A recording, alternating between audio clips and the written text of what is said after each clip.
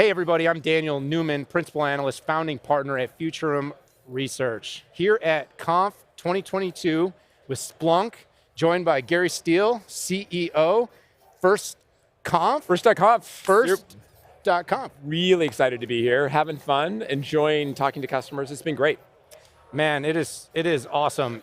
So let's just start with that particular topic. So you were appointed this year, coming in at the helm. Obviously, the past 2 years, .conf has been very different. Sure. Now we're live, energy, no masks. I mean, safety checks, which are great, Yep. but are we back to normal? How's your first .conf? We're getting close, and it's been amazing. So 2 months in the job. This is a great way to celebrate those 2 months.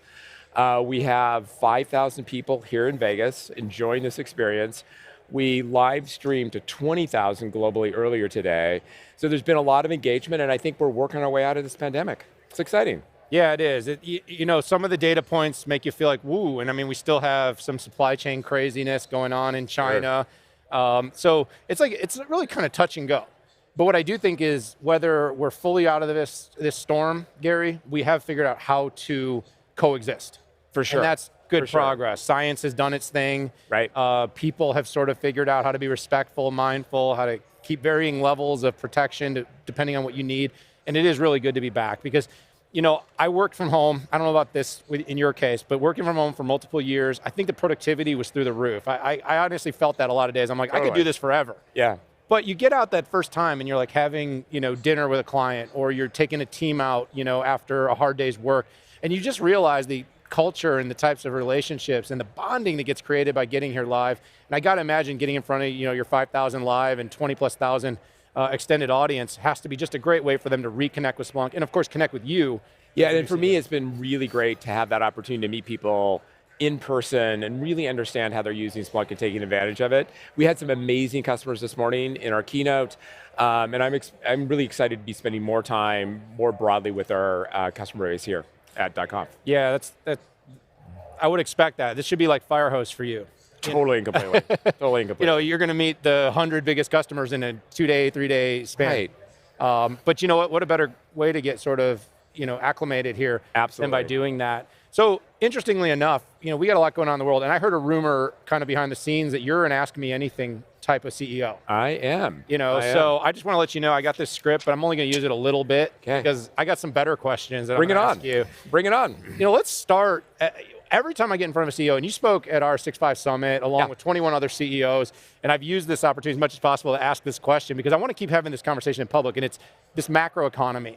So tech at large has been sort of, you know, it's sort of getting the cold shoulder right now from the markets. The geopolitical landscape is rough. You got wars still going, you got supply chain issues, you got inflation out of control, you got interest rates rising.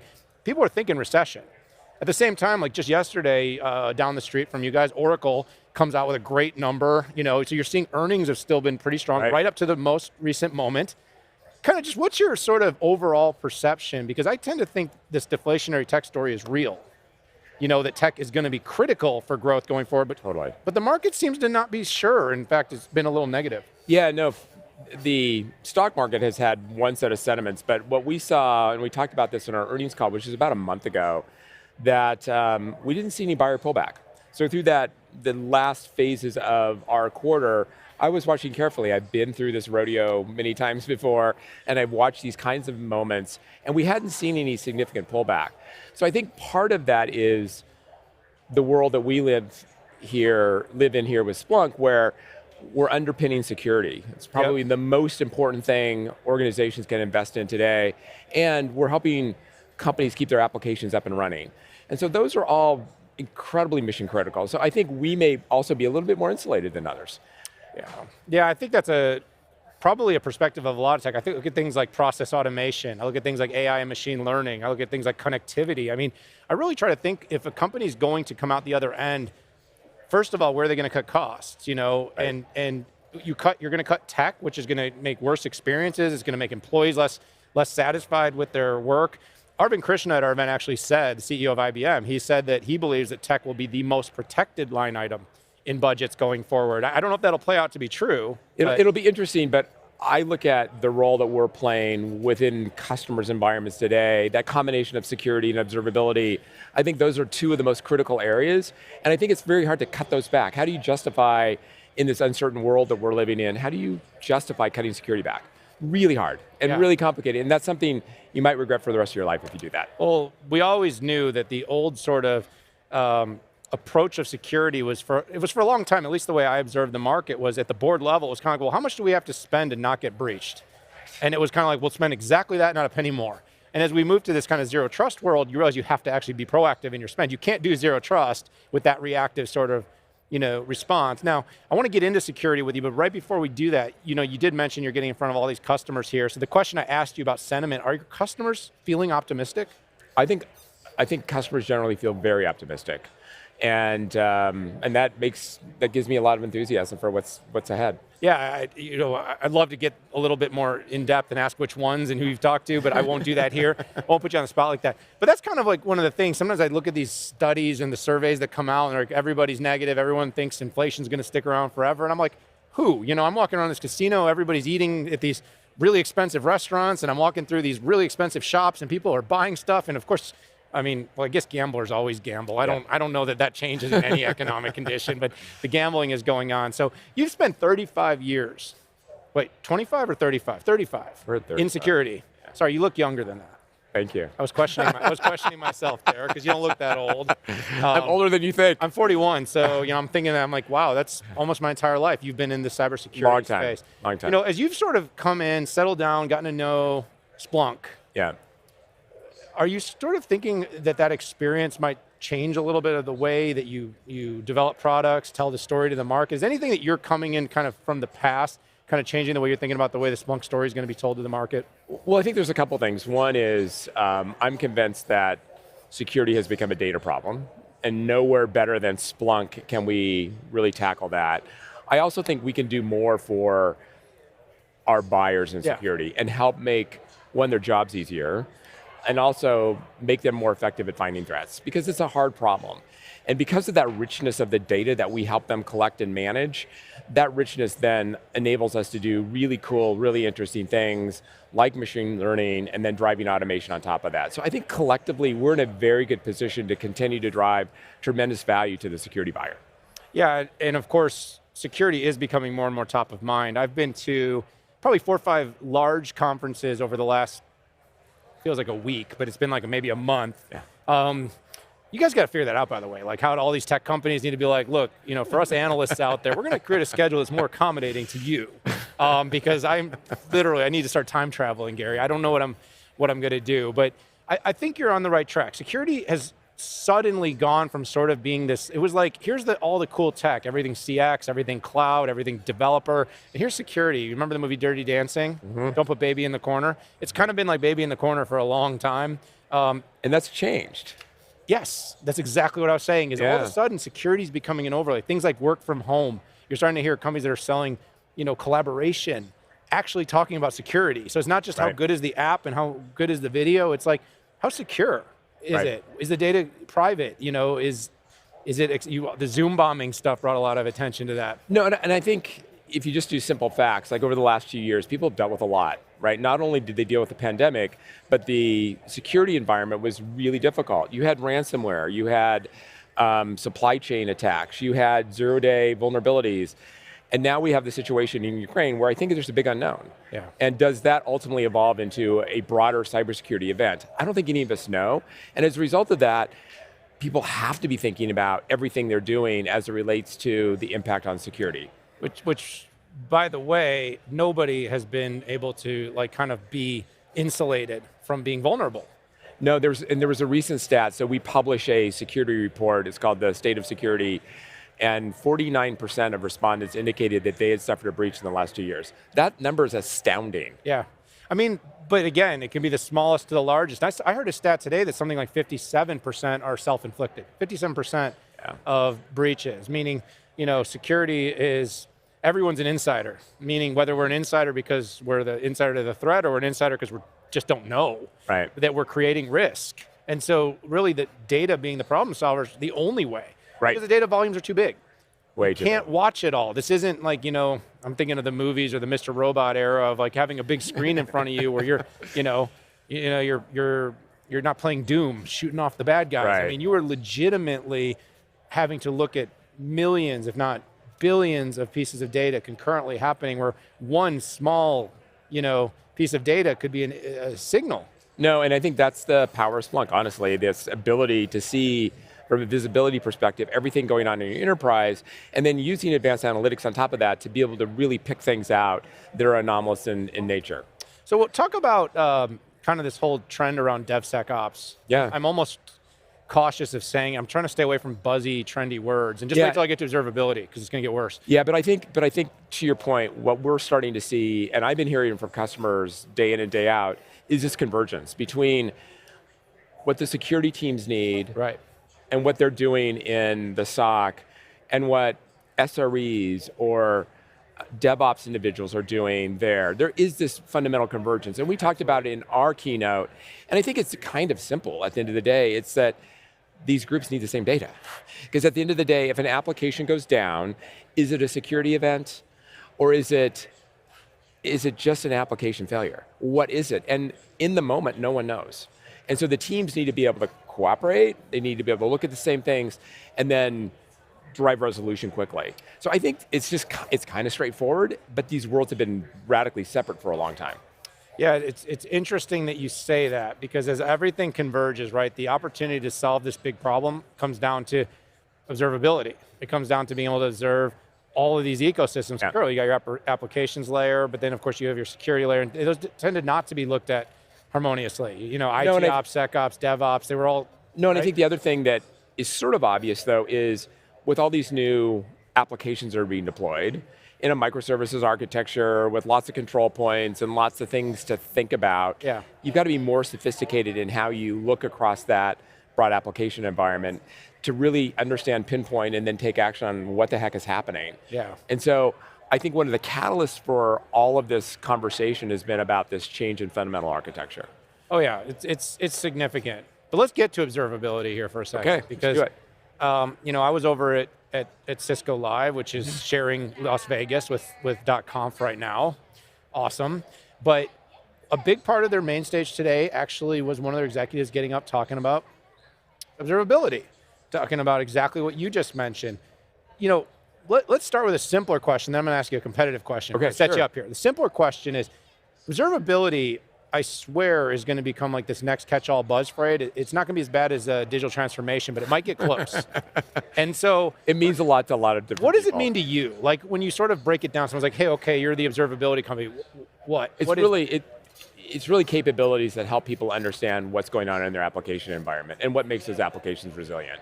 And the biggest catalyst right now has been this re-architecting and digitization for the web and for delivering for the cloud.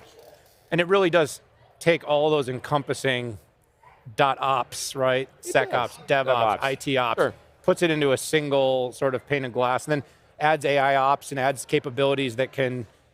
Make it more sophisticated. Right. And simplify it for companies that don't want to spend as much in terms of human capital to manage it. Or what's too Deflationary, complex. by the way, deflationary. No, I'm sincere about that. Yeah. I look at technologies. I'm like, well, I listen to Bill McDermott over at ServiceNow talk. Let's workflow it. I mean, it's catchy and it's buzzy, but like right now, if you're a company and you're like, well, we either need to hire 200 more people to do this mundane, repetitive Right. process, or I can just buy software. To make it happen. And ideally, in the long run, it's both. We're upskilling our workforce and we're Yeah. investing in helping our human do more.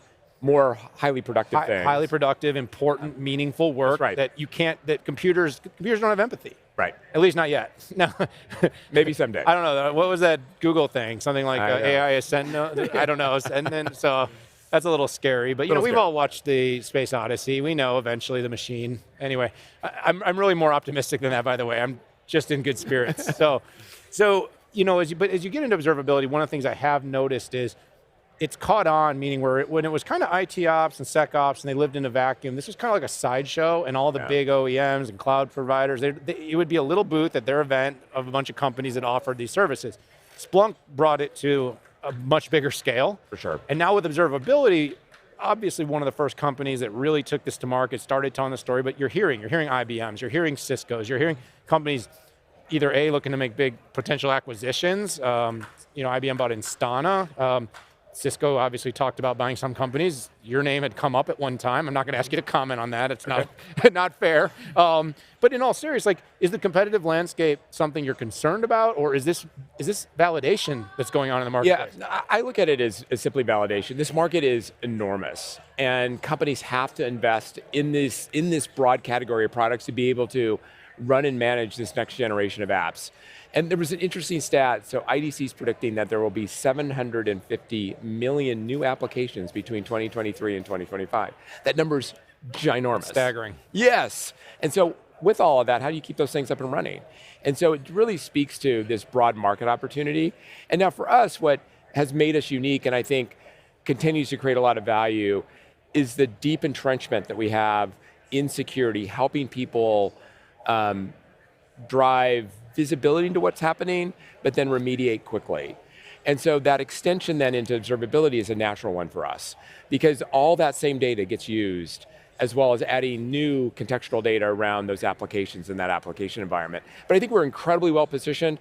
I welcome the competition because I think it's great validation for what this market looks like today for all of us. As an analyst, I always say I love it, because it pushes every company to do more. Right. And it drives the pace of innovation. Right. Someone goes 7 nanometer to 5 nanometer in chips. You're like, great. Now everybody's going to go to 5. Everybody's going to work on being more power efficient. Everyone's going to work same thing.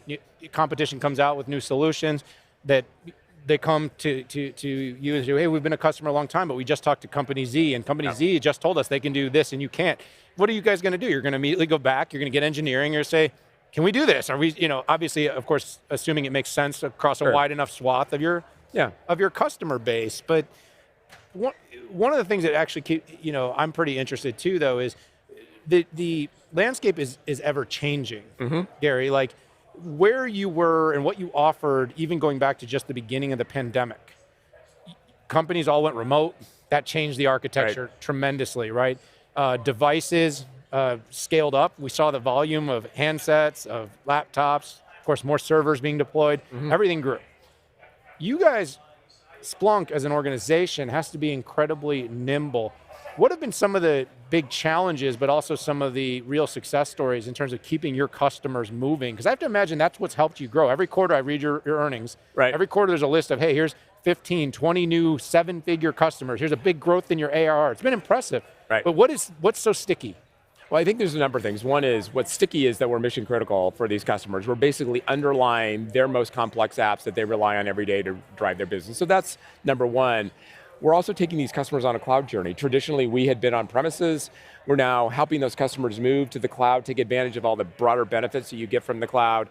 And then we're continuing to innovate on the base platform. We announced new capabilities here at .conf, our 9.0, which has some amazing, cool, interesting things that I think continue to fuel the innovation for our customers as well. Yeah, and so maybe we'll wrap up here. And by the way, I hope everybody's enjoying this. Thank you, Gary, for sitting down. We could go on for a long time. Yeah, I feel like we could do this a lot more, but we all know, I don't know if you're anything like me, but attention is my challenge. It doesn't matter how much older I get, I still have that whole, honey, I'm talking to you on the, because I can't stop picking up the phone. I'm worried, Gary, that someone might have called me while we were talking. Right. That's a joke. But in all seriousness, we'll have to come back and just kind of keep this rolling. But let's talk about the future. You bet. So you got 5,000 plus people that converge here to hear from you. I wouldn't say it was a huge product launch this year. It seemed to be a lot of deepening ties, creating relationships, clarifying the market offering, making sure that people see this cloud migration is what sort of, within what you can share as a public company, what do you sort of see the go forward? How does this evolve? Yeah, we talked about some really exciting things. I think we're focused on 3 big areas in terms of future investment. We're focused on the future of machine learning and automation as it applies. So basically making people more productive given the talent issues that people have. Second area for us is helping deal with this fact that data lives everywhere. We want to make federated search, for example, a capability that you can look across your entire environment and do interesting analysis across multiple clouds and across on-premise. And then finally, we fundamentally believe in this convergence between what has traditionally been security and this traditional observability market, that there is convergence there. And I think we're in a unique position to take advantage of it. And that'll play out in features and capabilities that we'll be delivering to the market. So those are kind of the big three themes for us from an investment go-forward point of view. Does it become like Splunk as a service at some point where it's just the whole suite? You know, I know obviously it's great to have product buckets, but ideally you're all about net revenue expansion. You want everybody to use everything. Yeah, and I think we're trying to make it easier for our customers to adopt all kinds of capabilities from us. And so that's a mission we're on as well. And that's part of our customer experience initiative that we have. Well, going back, you guys had a data to everything campaign. I know that that was pretty sticky, but I think it was early. And I think some of the reason you're still trying to create clarity to the market on what that means, but I actually thought it was great. And the reason I liked it was because what you effectively are doing is, look, no matter what apps you're using, what monitoring tools you were using, what data center management tools you were using, Splunk just sat over everything. It looked at all the data in the ecosystem, made sure it kept your environment running healthy. I kind of love that. In the end though, I mean, that's actually where we are trying to get to is developers, IT, infrastructure, application, at the edge, no matter what, destination wide, all the data reporting all the time to make sure that everything's working. Because in the end, companies need to be up and running. Absolutely, and they need to be secure. Oh, I love that you added that. So last thing, and then we'll let you go. And I can't stop looking at this car. I know, isn't that amazing? I'm hoping that maybe the camera can grab this thing. And it's Splunk enabled. I went to the event last year with Splunk. You guys took me. Thank you. To Coda, for the F1 in Austin. I see that beautiful car right there. Splunk. Are you a racing fan? A little bit, yeah. Okay, you're going to be a racing fan.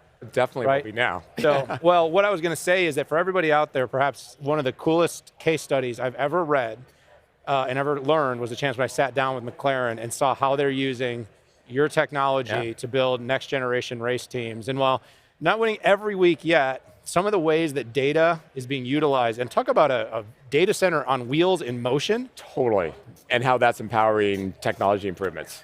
Very cool. That is so cool. So if you happen to be here and you just happen to be watching the stream, you definitely need to come by and see the car. Check it out, and if you're not, maybe go on and check out some of that McLaren, Splunk stories, because they're really cool.